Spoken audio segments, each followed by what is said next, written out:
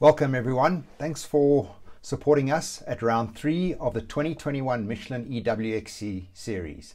We really do appreciate your continued support and we hope we are fulfilling your expectations.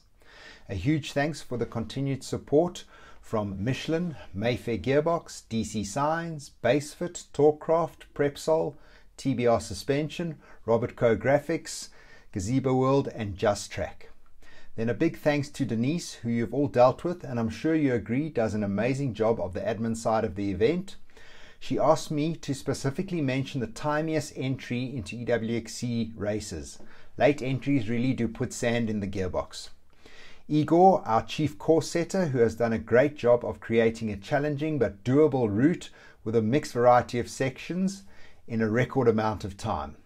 Ron from the Roost KTM for letting us use his awesome venue. Rob for the timing, Di and Holly for sorting out the temperatures and screening at the entrance. Then just an apology from the EW crew for having to have run 2 and 3 events from Heidelberg. We were not happy with various factors at Pissankloof, so instead of taking any chances with Pissankloof, we made a call to change the venue at last minute. Right guys, when you enter the venue, you'll be screened for your temperatures. Please have your forms ready to hand in, the register and the rider questionnaire. After that, you will get to the documentation table where you will be handed your envelope. From there, you can proceed to the pits and set up, keeping a 1.5 meter gap between your pit and the next. You must then have your race control tag checked under the Mayfair Gearbox gazebo. Everyone needs to wear a mask at all times except when you have your helmet on. Right, with regards to race control tags and numbers, they must correspond, your bike number and the timing tags. You must have a bike number on your bike. You will be ejected from the start line if you do not have the correct race number on your bike. Your race control tags must be mounted correctly, facing up or down, preferably on the peak of your helmet, not sideways as the scanner is overhead. Your starting number must be visible on your front number board, but not obscuring your bike number. Then guys, we've done our best we could to seed you according to pace, but for many, we do not have any history from our EWXC series, so you may have been slotted in way further down than what you should be. We can only apologize for this. As we get more results from you for EWXC, your seeding will get much better. Please avoid the scanning tent area with your helmet or tags. No pit crews or parents may come near the timing control area. The timers need to focus and not be distracted. Right, pre-race paddock. Get into your starting order as per your seeding stickers.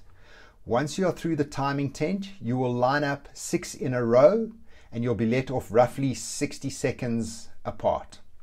It's a dead engine start, so cut the engines until the flag drops. And at the end of the lap, slowly through the scanner tent and confirm with the scanner if they have picked up your tag. First gear through the pit lane. We have had a few complaints about speeding in the pit lane, so please adhere to the first gear rule. Refuel only on an environmental mat with a fire extinguisher close by, and you must be off your bike. I'm not sure if you know, but you're not allowed to overtake in the pit lane. Right, with regards to the loop, we have a 14-kilometer loop. It is single track in most sections. Please allow faster riders to pass. If you hear someone behind you, chances are he's caught you and needs to overtake. Please move over when it is safe to do so. There will be an end time for each race. This will be approximately 5 hours after the start of the race. If you cross the finish line after this time has elapsed, that lap will not be counted. So race 1 starts at 8 a.m. and at 1 p.m. it will be broadcast over the PA system, and that will signal the end of that race. Any laps completed after the end time will not be counted as full laps. Race 2 starts at 11:15, and at 4:15 the race ends. The juniors start at 12. Please listen out for announcements with regards to results being posted.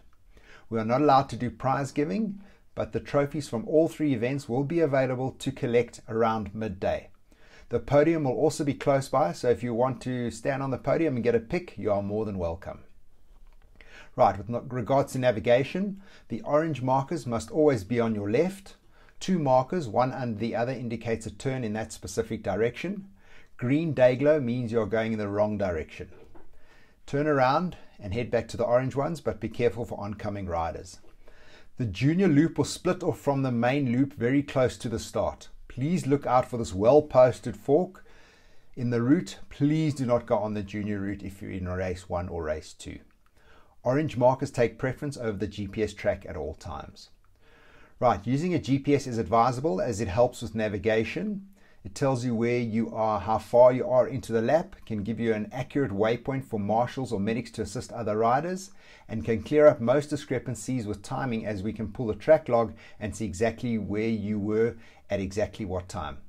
There are a few short videos on our YouTube channel, so please go and check them out, and please also subscribe to the YouTube channel whilst watching. You could be disqualified for cheating if you are found to have gone on the left side of a single marker, and if that gave you an advantage.